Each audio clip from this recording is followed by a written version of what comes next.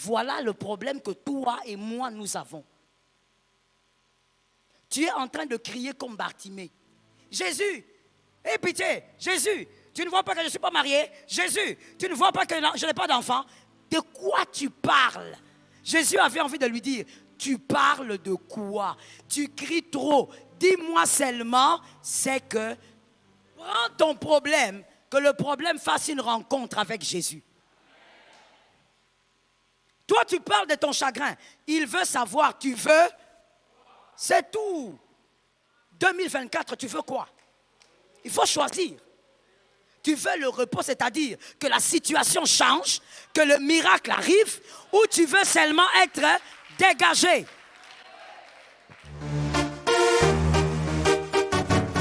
Shalom bien-aimé dans le Seigneur Jésus-Christ. Aujourd'hui la servante de Dieu Joël Gloria Cabassel, pasteur principal de l'église Assemblée évangélique Nouvelle Alliance de Kinshasa, parle des raisons pour lesquelles Dieu ne répond pas à tes problèmes. La prière est faite dans le but d'être exaucée. La prière est une coopération avec Dieu pour que s'accomplisse sa volonté et non une tentative de le faire plier à notre volonté. Dieu réserve généralement 3 types de réponses à des prières de demande que nous lui adressons, oui, non, et attends. Oui signifie que Dieu te donne, sans délai la chose demandée ou autre chose selon sa sagesse souveraine et infinie. Non signifie que Dieu ne te donne pas la chose demandée et attends signifie que Dieu a prévu de te donner la chose demandée mais il attend le temps convenable et t'invite à faire preuve de patience. Quand nous attendons patiemment, nous démontrons que nous croyons aux promesses divines. Nous croyons que Dieu tiendra parole. Abonnez-vous, aimez et partagez afin d'apporter l'évangile de Jésus-Christ aux nations car il y aura plus de joie dans le ciel pour un seul pécheur qui se repent. Que la bénédiction de Dieu soit votre partage dans le nom puissant de Jésus-Christ. Amen. Plusieurs d'entre nous, voici notre problème. Et je tiens à placer notre problème sur table pour le premier jour de Siloé, parce que tout doit commencer par là. Notre problème, nous, les enfants de Dieu, nous avons tellement de soucis, nous avons tellement d'inquiétudes, nous avons tellement de problèmes, nous voulons voir la main de Dieu, mais voici comment nous procédons, de la très mauvaise manière. Et on prie pendant 10 ans, et des fois nous disons, je suis dans le temps de Dieu, j'attends le temps de Dieu. Ce n'est pas que tu attends le temps de Dieu, ce n'est même pas que Dieu attend le temps, c'est que tu es au mauvais endroit. Tu es avec ton problème au mauvais endroit, tu pries de la mauvaise manière, tu fais les choses de la mauvaise manière. Faire les choses de la mauvaise manière ne donne aucun résultat, même si tous les jours on prie. Faire les choses de la mauvaise manière ne te donnera aucun résultat, même si tu pries tous les jours. Ainsi, j'aime cet apôtre, Jacques, qui a dit, vous priez, mais vous ne recevez pas, parce que vous priez mal. Donc, il y a une manière de prier pendant 20 ans et de prier mal. Et c'est là qu'on accuse les hommes, on accuse les pasteurs, on accuse les prophètes, on accuse le monde entier, on accuse toutes les églises. Les églises sont des aventures. Non, le plus grand aventurier, c'est toi. Tu ne sais pas comment prier, tu pries de la mauvaise manière, tu as fait 10 ans de ta vie en train d'attendre quelque chose qui n'arrivera pas comme ça. Dis à ton frère, ça n'arrivera pas comme ça. Non, je ne t'ai pas demandé de parler en l'air. Dis à ton frère, ça n'arrivera pas comme ça. En dehors de la foi, il faut qu'une rencontre soit faite. En dehors de la foi, beaucoup d'entre nous, nous avons toujours cru que croire était le tout. Si je crois, c'est fini. En dehors de la foi, il y a une rencontre qu'il faut faire. Il n'y a pas que ton âme qui doit rencontrer Jésus. Ton problème doit rencontrer Jésus. Ça tombe sur toi. Nifal, N-I-F-A-L, le mot hébreu, rencontre surprenante, étonnante, inattendue. Le Nifal doit se faire. Tu as rencontré Jésus dans ta vie, virgule, que tous les problèmes de ta vie rencontrent Jésus. Ça tombe sur toi qui es derrière, tu as la foi. Que tous les problèmes de ta vie rencontrent. Voilà là où nous avons tous ici, sans exception, nous avons péché. C'est que nous avons prié, nous avons eu la foi, mais nous n'avons jamais fait rencontrer nos problèmes avec Jésus. Généralement, voici ce que nous faisons, nous tous. Voici ce que nous faisons. Face aux situations difficiles, face aux problèmes, Nous faisons entendre à Dieu nos problèmes. Mais nous ne créons pas une rencontre entre le problème et Dieu. Nous faisons entendre à Dieu nos problèmes. Mais nous ne créons pas une rencontre entre le problème et Dieu. Regardez ce qui se passe. 2 Rois 5, 10. 2 Rois 5, 10. Pour les bons lecteurs de la Bible, on l'a déjà compris, c'est l'histoire de Naaman, le Syrien, le général, un homme fort, un homme d'armée. Cet homme fort est malade. Personne ne sait qu'il est malade en dehors de sa femme. Il a la lèpre dans tout le corps, une maladie incurable dans le temps. Et donc, Naaman va en guerre contre Israël et il ramène les captifs. Parmi les captifs, il y a une petite fille. Écoutez-moi bien s'il vous plaît. La petite fille, elle dit à sa maîtresse, qui est la femme de Naaman, elle dit, j'ai remarqué que mon chef a quelque chose sur la peau. Si seulement il va en Israël, écoutez bien s'il vous plaît. Si seulement il va en Israël, il va rencontrer un homme, que quelqu'un dise à un frère, un homme. Il va rencontrer un homme, et elle précise, il va rencontrer le prophète. Dans d'autres versions, on dit, il va rencontrer notre prophète. S'il rencontre notre prophète, il va guérir. Et la femme, elle a confiance en la petite fille. J'ouvre une parenthèse pour dire à quelqu'un, lorsqu'on a des problèmes, s'il y a quelque chose qu'il faut ouvrir, c'est les oreilles de l'esprit. Toi, tes oreilles physiques sont plus tendues que les oreilles de l'esprit. Les oreilles de l'esprit doivent être ouvertes. Dieu parle tantôt. Écoute avec les oreilles de l'esprit. Demande au Saint-Esprit de déboucher tes oreilles spirituelles. Cette femme a dit, ok, mon mari va aller. Ils ont fait la lettre, le roi a accepté, le roi d'Israël a déchiré les vêtements, ceux qui lisent la Bible connaissent, je passe. Et finalement, Naaman arrive en Israël. Quand Naaman arrive en Israël, selon le verset 3 du chapitre 5 de 2 Rois, la fille avait dit que Naaman devait rencontrer qui? Le prophète. Réagissez s'il vous plaît de ce côté. Hein? Je sens qu'il faut réagir, d'accord? C'est important pour la foi. Quand on vient à un culte de miracles, il faut savoir comment ça fonctionne. La fille avait dit à Naaman, si tu rencontres qui? Le prophète. Donc le monsieur qui ne connaît pas comment ça se passe cette affaire de miracle, lui il est syrien, il n'est pas israélite, il ne sait pas comment ça se passe ces choses, il dit je vais rencontrer qui? Quand le prophète Élisée apprend, il dit va dire à ce chef syrien d'aller se jeter dans le Jourdain. On annonce au chef syrien que Élisée a dit, il ne va pas te voir, va te jeter dans le Jourdain. Élisée comprenait quelque chose. Le problème ne se résout pas à cause des hommes. La petite fille peut ignorer parce qu'elle est petite fille. Mais un prophète ne doit pas ignorer ça. Donne-moi un amen d'un homme normal. Un bébé spirituel dans l'église, il peut ignorer.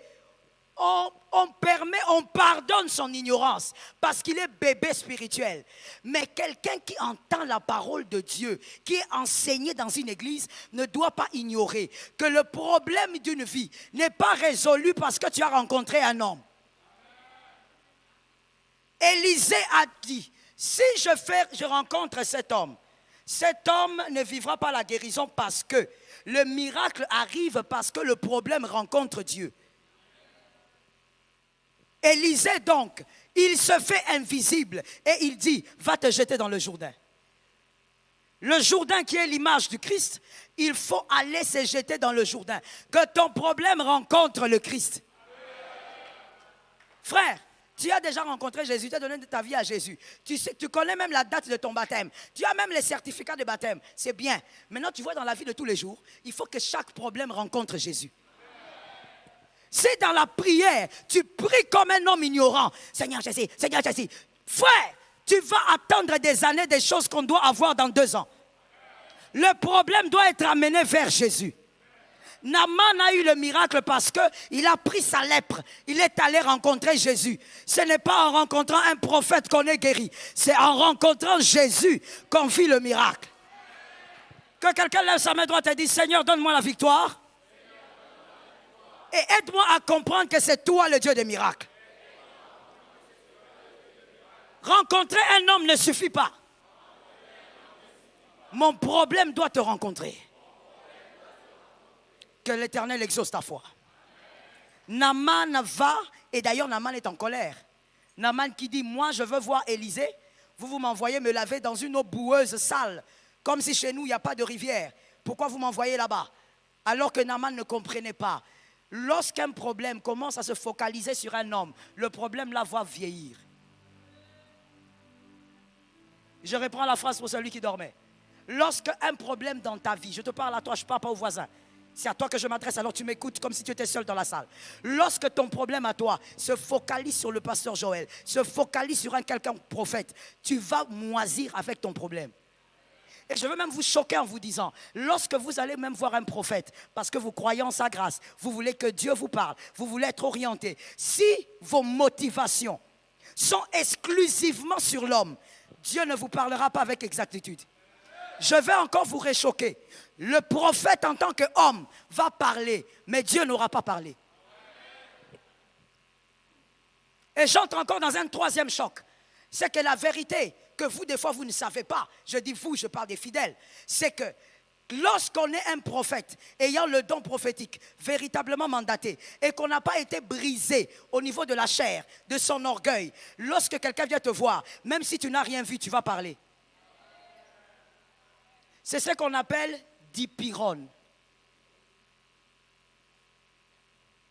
Ou encore, je peux prendre autre chose, c'est ce que vous pouvez aussi appeler anesthésiant. C'est pour te faire endormir. C'est pour qu'en sortant de là, tu ne dises pas, je suis venu voir le prophète à Lobby et Loroté. Il va t'endormir alors qu'il n'a rien vu. Parce que Dieu, il n'exauce pas ce que vous dites, il exauce vos motivations. Tu étais allé voir l'homme ou tu étais allé voir Dieu qui parle par l'homme. That is it. That is it. C'est comme ça que vous nagez dans des attentes qui n'arriveront jamais. Et finalement, vous allez vous décourager dans votre foi. Qui vous a découragé? Aucun prophète, votre ignorance. Élisée a refusé de sortir. Il a dit, cet homme vraiment n'est pas intelligent. Si je sors, il ne va pas guérir.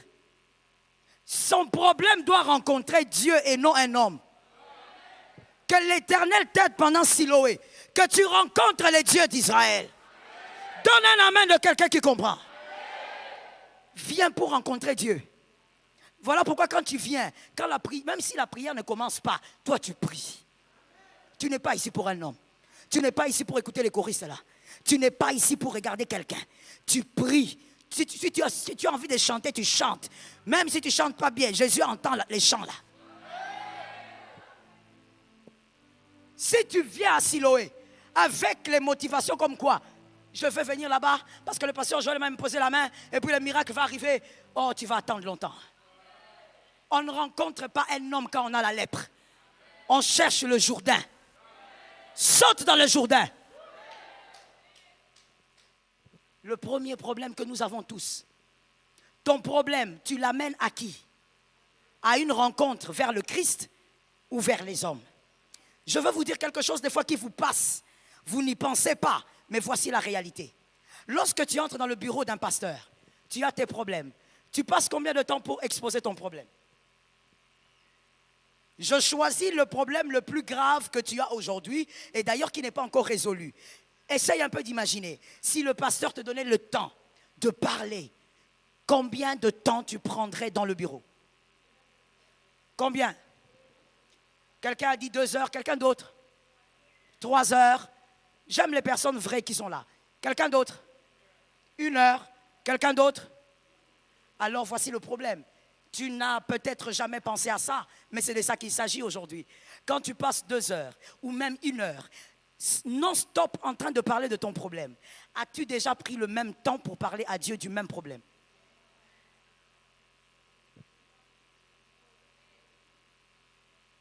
Vous amenez les problèmes chez les hommes de Dieu, mais vous ne les amenez pas à Jésus.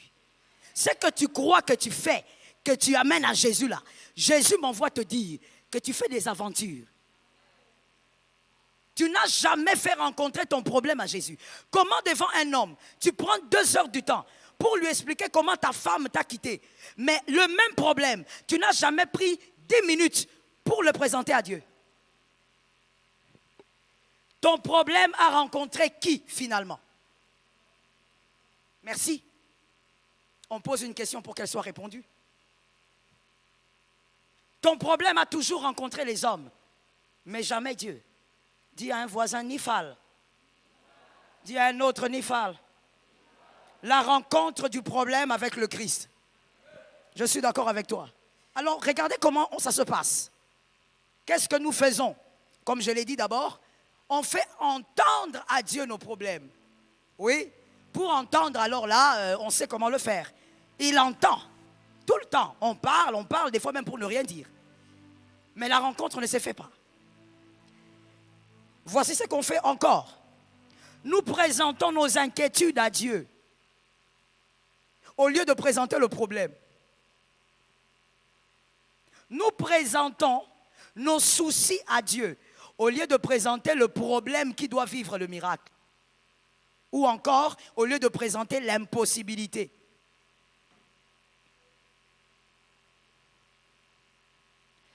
Écrivons et retenons pour la vie, s'il vous plaît.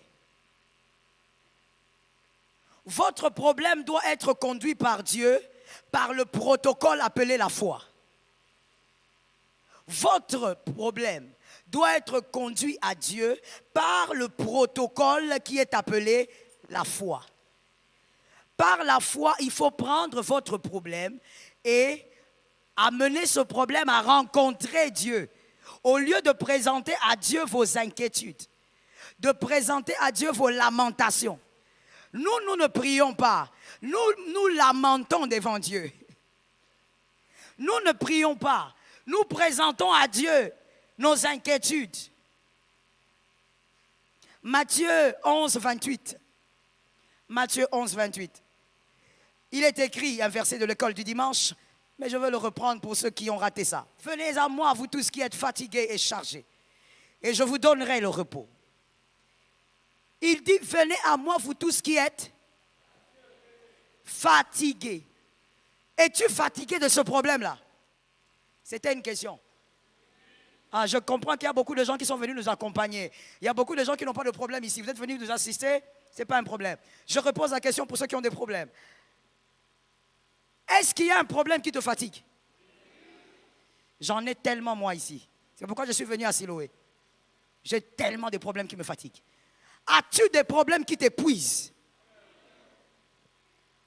Il dit venez à moi. Il n'a pas dit allez au pasteur.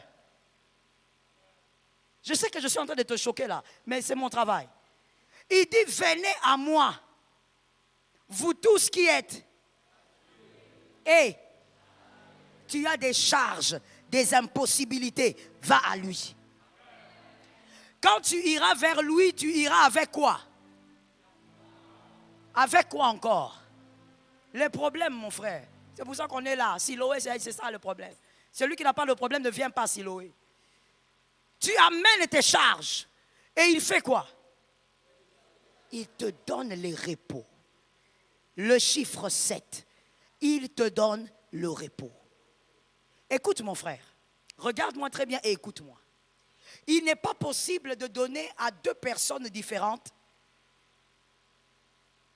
le même poids et que ces 2 personnes gèrent ton poids. Lorsque vous avez une charge,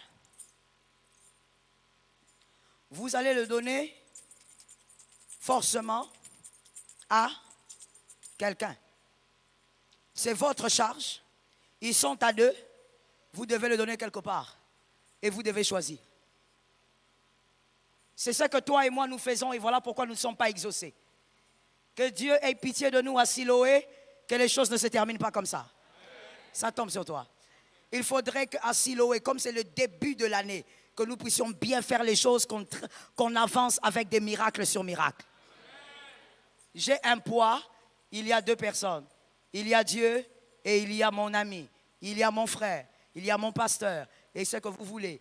Maintenant, ils sont à deux. Je dois donner ça à quelqu'un. Jésus est clair. Voilà pourquoi Jésus n'a pas dit, écoute, prends tes affaires, transfère ça au pasteur Joël et puis elle va m'amener ça. Parce qu'en réalité, ça ne peut pas se passer comme ça. Tu dois donner ça à quelqu'un. Et ça doit être une seule personne.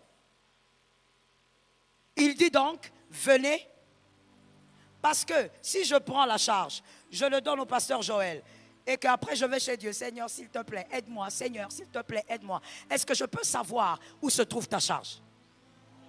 Ta charge est où? Chez le pasteur. Bon, tu veux que lui fasse quoi? Nous avons tendance à penser que quand on parle aux hommes, parce qu'on se sent bien, on croit que c'est l'essentiel. Je suis humaine comme toi. Je sais que quand tu as tendance à parler à un être humain, tu te sens des fois dégagé. Je sais. Mais le problème ici, ce n'est pas de se sentir dégagé. Jésus a dit, je ne veux pas seulement que vous soyez dégagés. Je veux vous donner. 2024, tu veux quoi? Il faut choisir. Tu veux le repos, c'est-à-dire que la situation change, que le miracle arrive, ou tu veux seulement être dégagé? Il faut savoir ce que tu veux. Tu veux quoi? Comment tu veux que ça se passe là-bas? Écoute-moi bien maintenant. Voici une bizarrerie que des fois vous ne lisez pas dans la Bible quand vous ouvrez vos Bibles. C'est pourquoi il faut lire la Bible. Quand je donne mon fardeau au pasteur Joël, le pasteur Joël, comme une bergère, elle peut prier, elle peut intercéder pour moi. Elle dépose le fardeau auprès de Jésus. Mais écoutez, si moi, je ne sens pas le poids jusqu'à les dégager ici, lorsque Dieu me bénira, je ne connaîtrai pas le prix. Le prix de ma délivrance, je ne la connaîtrai pas. Voilà pourquoi, à chaque fois qu'une personne vient me voir, pour une prière, pour un cas quelconque, et qu'il faut jeûner, je ne jeûne jamais seul. Les personnes qui ont déjà jeûné avec moi dans la prière, levez la main. Pour votre propre cas, vous êtes venus me voir et je vous ai mis en jeûne. Toujours. Je vais te mettre en prière. Parce que tu dois toi-même aller à Jésus avec le fardeau. C'est lui qui te donne le repos. Moi, je suis comme celui qui est en train de pousser. Je te pousse. Je suis comme celle qui allume le feu. Mais toi-même, tu dois avoir le feu. Que quelqu'un dise à son frère, toi-même, tu dois brûler. Oui. Moi, je souffle le feu. Comme quand vous allumez le feu avec le brasero. Je souffle, je t'encourage. Dans la prière, je prie avec toi. Mais toi-même aussi, je te dirai, jeûne. Si tu ne connais pas le prix du poids, tu ne connaîtras pas le prix de la délivrance. Ainsi, Jésus a dit, pas d'associés. Venez. Ne fais pas de courbure. Venez. C'est moi qui donne le repos. Je reste dans l'équilibre. Est-ce que ça veut dire qu'on ne peut pas parler à son pasteur? Non, ce n'est pas ce que j'ai dit. Est-ce que ça veut dire que tu ne peux pas parler à une personne qui prie, qui intercède, partager un problème? Non, ce n'est pas ce que j'ai dit. On reste dans l'équilibre. L'équilibre que quoi? Si tu veux parler à un homme sage, tu veux parler à un pasteur, tu fais bien. Mais parle à Dieu de ton problème plus que tu ne l'as fait avec ton pasteur. Quelqu'un a capté ça? C'est ça le sens de ce que j'ai dit. Si tu prends 3 heures pour parler à ton pasteur sur un cas, avec Dieu, prends 6 heures. C'est là-bas qu'on se décharge. C'est lui qui donne le repos. Moi, je peux te consoler, je ne te donnerai jamais le repos. Jésus donne le repos. Voici le mauvais schéma. Merci de noter avec moi. Le mauvais schéma que nous tous, nous avons tendance à suivre. Voici le mauvais schéma. 1. Tu as un problème. 2. Tu crois en Dieu. 3. Tu en parles beaucoup aux hommes plus qu'à Dieu. Tu en parles beaucoup aux hommes plus qu'à Dieu. Ça, c'est le 3. Retenez pour la vie. Enseignez-les à vos enfants si possible. Lorsque vous parlez plus aux hommes qu'à Dieu, premièrement, vous êtes en train de vous créer une mauvaise presse.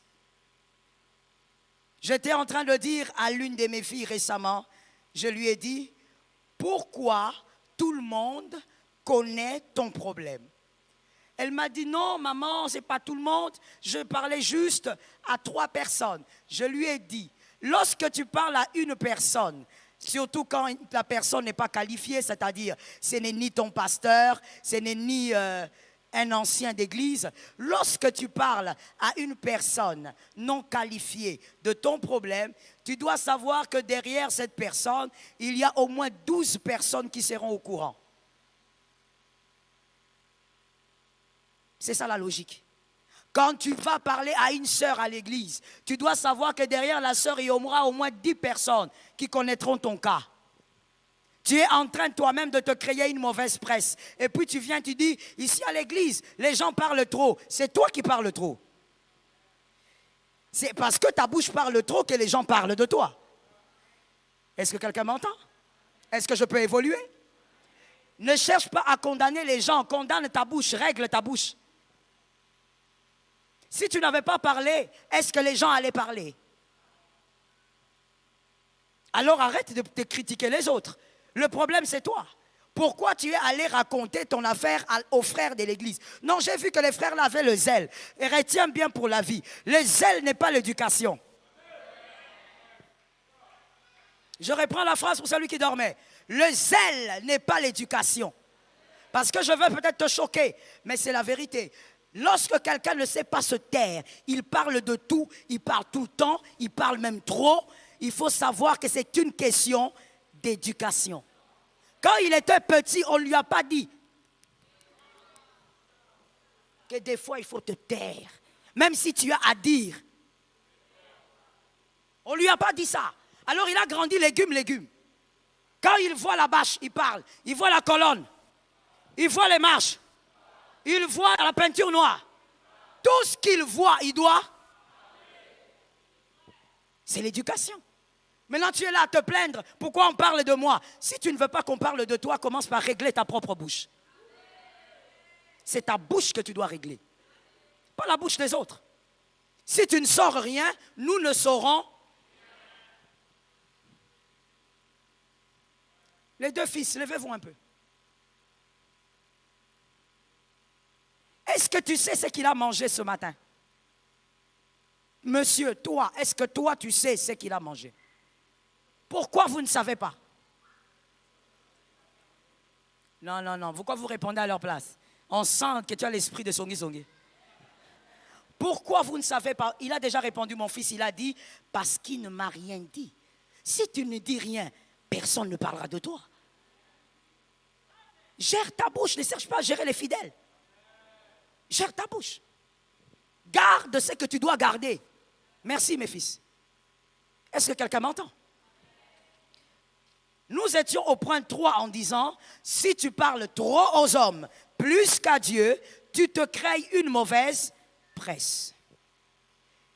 Si tu veux parler à un homme sage, c'est-à-dire un homme qualifié, qui sait garder le secret de ta vie, qui peut écouter, il prie pour toi, il prie avec toi et il garde le secret. Tu fais bien, ce n'est pas mauvais, mais exerce-toi toujours à plus parler à Dieu. Est-ce que quelqu'un me capte? Le mauvais schéma, nous étions au point 4, n'est-ce pas? C'était au point 3, vous avez raison. Tu en parles beaucoup aux hommes. Le 4, tu présentes ta peur à Dieu, ton humiliation, ton indignation. Des fois même, il y a des gens qui vont en retraite. 4 jours de jeûne à sec. Quel gaspillage. Pour présenter à Dieu son indignation, sa honte, son chagrin, sa douleur, tu as gaspillé le jeûne. Alors que le jeûne produit l'onction. Toi, tu viens de gaspiller le jeûne. Tu entends, mon fils? N'entre jamais en retraite comme ça pour aller présenter à Dieu ton indignation, ton humiliation. Tu présentes à Dieu. Qu'est-ce que je dis encore là? Ton chagrin, surtout ça. Lorsque nous croyons que nous avons présenté à Dieu notre sujet de prière, en réalité, on a présenté à Dieu nos chagrins. On ne présente pas à Dieu Agar. C'est ce que toi tu fais en prière. Tu entres en prière, Seigneur, tu vois comment ça me fait mal, je souffre, Seigneur, ça ne va pas, Seigneur, interviens, Seigneur, interviens. Qu'il intervienne sur thank you. C'est simple, mais on n'arrive pas à le faire. Et puisqu'on n'arrive pas à le faire, on passe à côté des exaucements. Ce qui devait arriver en décembre, jusqu'aujourd'hui, tu attends. Pourquoi tu prends 2 heures pour présenter à Dieu ton chagrin, tes lamentations? Seigneur, tu vois tel que je suis là. Tu vois comme je suis là. Tu n'es pas là pour présenter à Dieu Agar. Reste focalisé sur Sarah. Est-ce que quelqu'un me capte? Un gaspillage de temps. Tu gaspilles le temps, tu gaspilles l'énergie et tu gaspilles même le jeûne que tu fais. Et tu sors de ces moments d'intimité-là. Tu dis, ah, j'ai prié. Je viens de prier. J'étais en retraite. Pour quel résultat? Rien. Tu es toujours tel que tu es. Ah, ce n'est pas le Dieu que je connais. Non, non, non, non, ce n'est pas le Dieu que je connais. Le Dieu que je connais, quand tu entres, et tu entres convenablement, tu fais présenter à Dieu tes problèmes. C'est Dieu répond avant même que tu ne sortes. Est-ce que quelqu'un m'entend bien? Ce Dieu-là est tellement mystérieux. Tu sais, listez-nous, les retiens pour la vie. Lorsque tu fais bien les choses dans la prière, tout autour de toi devient dangereux. Tout autour de toi devient contrôlé par un système spirituel divin. Tout. Je dis bien. Lorsque tu fais des choses bien dans la prière, tu ne peux pas me dire que tu sors de cette prière et que Dieu n'opère pas. Il y a quelque chose que tu n'as pas bien fait. Parce que pendant même que tu es dans la prière, Dieu rend tout ce qui est à toi mystique. Est-ce que quelqu'un m'entend bien? Mais quand Dieu est avec toi dans une prière, il est d'accord avec ce que tu fais. Tout ce que tu vas dire devient un problème et devient une bénédiction. Est-ce que quelqu'un m'entend bien? Tu ne peux pas venir à Siloé. Nous allons tout à l'heure prier. Tu te mets à genoux et tu pries. Tu sors de là et demain rien ne se passe. Quelque chose doit se passer dans les ciels. Sur la terre aussi, quelque chose doit se passer. Frère, non priate. Prier. Non, tu as fait du bruit, mais tu n'as pas prié. Tu t'es enfermé pour présenter ton chagrin à Dieu, mais tu n'as pas présenté ton problème. Généralement, nous présentons nos chagrins. Nous ne présentons pas le problème. Nous ne présentons pas l'impossibilité. Seigneur, tu vois que je souffre, non? Seigneur, tu vois que je souffre, non? Regarde comment Jésus a corrigé ça. Peut-être que tu penses que ça sort de ma tête. Regarde. Marc 10, 47. Marc 10, 47. Si Bartimée avait seulement gardé la première stratégie, Bartimée serait resté aveugle. Marc 10, 47. Jésus passe, Bartimée est là. Et c'est ce que nous faisons souvent. Jésus, aie pitié de moi. Aie pitié de moi. Jésus. Jésus regarde, il dit, celui qui crie là même, il veut quoi? C'est qui? Amenez-le-moi. Écrivons. Marc 10, 51. Marc 10, 51. Pour ça, je vais lire. Jésus prenant la parole lui dit, que veux-tu que je te fasse? Je pose la question, pasteur Marianne, c'est une blague? C'est une blague ou quoi? C'est que Jésus pose là comme question. Jésus dit que il s'agissait de qui? Bartimée l'aveugle. Merci ma fille pour la précision. Bartimée quoi? L'aveugle. Hein? Donc tout le monde savait qu'il était aveugle ou pas? Quand il est venu là, Jésus n'a pas vu qu'il était aveugle. Jésus ne voyait pas ses yeux. Comment tu peux poser la question? Tu vois bien qu'il est aveugle. Mais Jésus lui dit, que veux-tu que moi je te fasse? Mais tu vois déjà que je ne vois pas. C'est quel type de question? Tu veux me narguer? Tu veux me provoquer ou quoi? Voilà le problème que toi et moi nous avons. tu es en train de crier comme Bartimée. Jésus, aie pitié, Jésus, tu ne vois pas que je ne suis pas marié? Jésus, tu ne vois pas que je n'ai pas d'enfant? De quoi tu parles? Jésus avait envie de lui dire, tu parles de quoi? Tu cries trop. Dis-moi seulement, c'est que... Prends ton problème, que le problème fasse une rencontre avec Jésus. Toi, tu parles de ton chagrin. Il veut savoir, tu veux... Des fois, nous pensons que nous sommes très intelligents. Tu es là comme ça, Seigneur éternel. Tu sais, depuis 15 ans, Seigneur, j'attends. De quoi tu parles? Jésus a dit à Bartimée, tu parles de quoi? Tu veux quoi? Alors que Jésus voyait qu'il était aveugle. J'espère que quelqu'un a compris. Jésus dit, que veux-tu que je te fasse? Dieu n'attend pas que tu amènes tes lamentations dans la prière.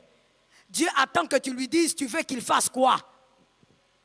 C'est si simple que ça des fois. Tu veux qu'il fasse quoi cette année? Parle clairement. Voici le schéma à retenir et c'est le bon schéma. Et nous allons prier. Le chemin à retenir. Premièrement,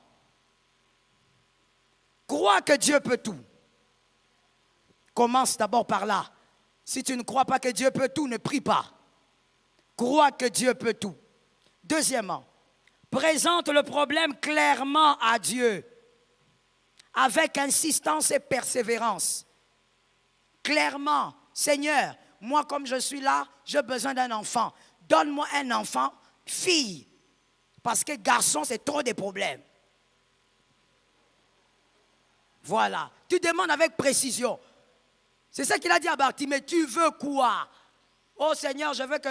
Bartimée n'a même pas dit, Seigneur, comme tu le veux. Je veux choquer quelqu'un ici en disant, arrête de dire, Seigneur, que ta volonté soit faite. Demande la chose que tu veux. Si ce n'est pas la volonté de Dieu, c'est ton papa, il ne va pas te donner. Arrêtez avec ces prières hypocrites et sans fond en réalité. Non seulement c'est hypocrite, mais ça n'a pas de fond. Dieu te demande, tu veux quoi? Bartimée, tu veux quoi? Il n'a pas dit, Seigneur, c'est toi mon créateur, fais de moi ce que tu veux. Tu prends le verset, mon fils, tu prends le verset de Salomon, tu mets ça sur ta tête. C'est pourquoi il faut bien lire la Bible. Tu dis non, même Salomon avait dit, ne me donne pas de l'argent. Aventurier. Si je t'entends à Siloé, je te sors dehors.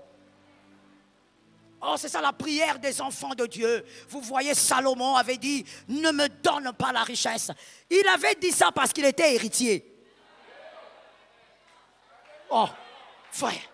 Hein? N'est-ce pas que c'est ça? C'est tout. Il n'a pas à demander la richesse. Son père David a laissé beaucoup d'argent. Il va demander l'argent pourquoi? Il a regardé, il a dit, ah, Seigneur, ne me donne pas l'argent. Et toi, maintenant, tu as prié, tu me dis, Seigneur, ne me donne pas l'argent. Si tu me donnes l'argent, je vais te trahir. Ah bon? Que Dieu prenne ta part, que Dieu me donne. Oui, parce que moi, je sais que même si je deviens billionnaire, je ne trahirai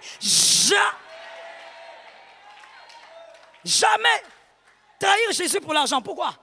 Je sais d'où l'argent est venu. Je sais d'où il m'a pris. Même en devenant billionnaire, je ne trahis pas. Les gens de prière que toi tu fais là, Seigneur, tu sais, ne me donne pas, donne-moi un peu.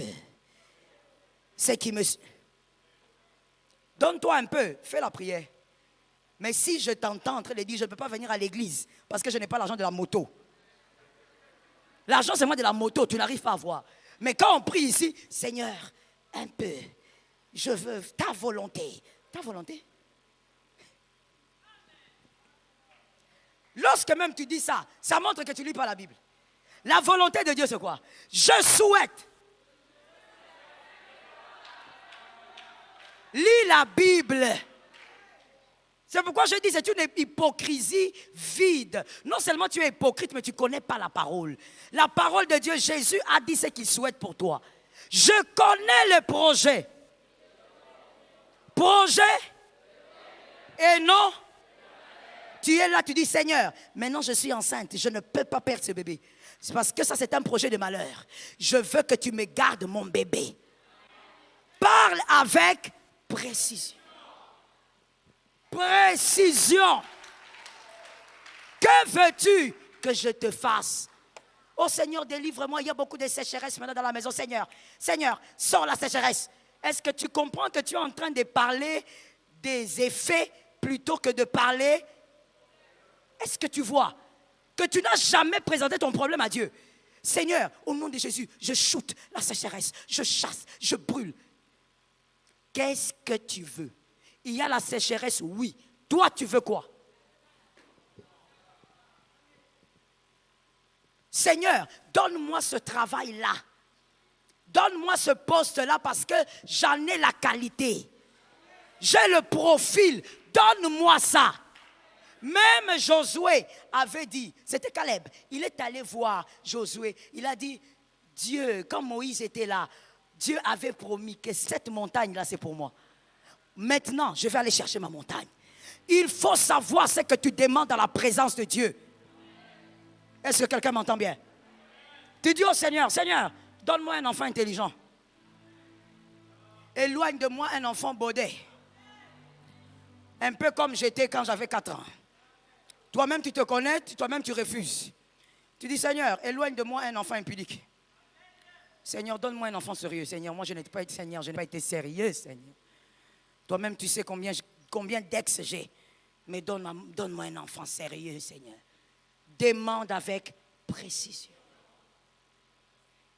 Derrière ma fille, je finis avec ce témoignage. C'est important que tu entendes. Et que si ça peut booster ta foi, que ça booste ta foi. Lorsque l'Éternel a fait l'exode, on a quitté 80 jours. L'homme de Dieu, mon mari vient me voir, il me dit, maintenant il faut partir. Dieu m'avait déjà parlé, Dieu m'a parlé même agressivement. Mais je disais non, non, non, non. Et finalement, comme Dieu il est, quand il te parle, tu n'entends pas, il va te pousser. Il va te pousser comme il avait chassé Lot. Il te poussera. Lorsque mon mari vient me voir, il me dit, écoute, voici la place qu'on a trouvée. Il m'a amené. Il m'a amené quelque part là vers Kitambo. Il m'a montré. Je regardais, je dis, je ne veux pas. Il m'a dit, tu ne veux pas, pourquoi? C'est un endroit bien. Faites attention dans votre vie. Quand vous épousez un homme intelligent, attention. Parce que ce qu'il est capable de vous faire. Il vient, il me dit, oh, mais pourquoi? Ça, c'est un endroit bien. Regarde, si on fait ça, si on casse, si on... Tu sais, quand il parle, moi, je ne regarde pas ses mains, je regarde la bouche. Je refuse. Mais pourquoi? C'est près de Kitambo. Je dis, papa, je ne veux pas. Cet endroit, je ne veux pas. Il dit, oh, mais toi, tu veux quoi? Non, moi, je veux seulement l'autre. Il me dit, mais l'autre est là, ce n'est pas possible. Je t'ai déjà dit, non? Je parlais avec les gens. Tu n'as pas entendu ce qu'ils ont dit? Je dis, ok. C'était un vendredi, je me rappelle encore. J'étais dans ma voiture, j'allais vers l'église à la Cité Verte. Je crois que c'est moi qui devais prêcher. Something, hein? Alors, là derrière, j'ai dit à Dieu, en quittant la maison, j'ai dit à Dieu, voici ce que moi je veux. Je veux que tu me donnes tel endroit. Et c'est là que je vais être. L'autre côté là-bas, ils ont accepté. Ils nous ont même dit, amenez vite l'argent.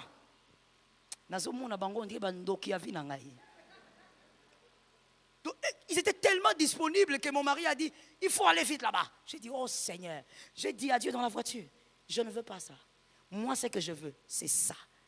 Et Dieu m'a répété encore, il m'a dit, Joël, répète ce que tu veux. J'ai dit, je répète. Avec précision. Oh mon frère, c'est un détail que je ne peux pas donner ici, parce que je suis en direct. Il y a des choses que je ne peux pas dire. J'ai dit, moi je vais tel endroit. Alors que c'était barricadé, ferme, pas possible. Là où tu es assis, la terre avait dit non. Le ciel a dit oui. Il était en train de conduire, encore l'autre témoin ici. Il conduisait, on quittait la maison pendant que je parlais. Et moi je parlais à haute voix dans la voiture derrière. Je parlais. On arrive à, c'était Zappé ou bien... Liboulou, écoute les noms des quartiers. Je t'interdis d'aller habiter là-bas. Liboulou, Atayo Moko, Liboulou, donc Vinayo, Liboulou, Baklas Nayo. Ça, c'est quel quartier? Quand on est arrivé là, mon téléphone a sonné.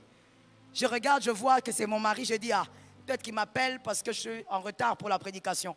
Je prends, je lui dis, non, je suis déjà en route. Avant même qu'il pose la question, je dis, non, je suis en route. Il me dit, c'est pas pour ça que je t'appelle. On m'a appelé. Là où tu veux, là, ils ont appelé. Au nom de Jésus, que tu vives ton miracle. Que tu saisisses ton miracle. Par la foi que tu touches le miracle. Avant d'arriver à l'église, mon frère, j'avais préparé la prédication. Mais après la nouvelle, la prêche a changé. J'avais la joie d'aller à l'église. Mais après la nouvelle, j'ai eu la joie du miracle. Les cultes ont changé de couleur. Avant même d'arriver à destination. La précision crée la visitation. Aide-moi à dire ça à 3 personnes. La précision crée la visitation.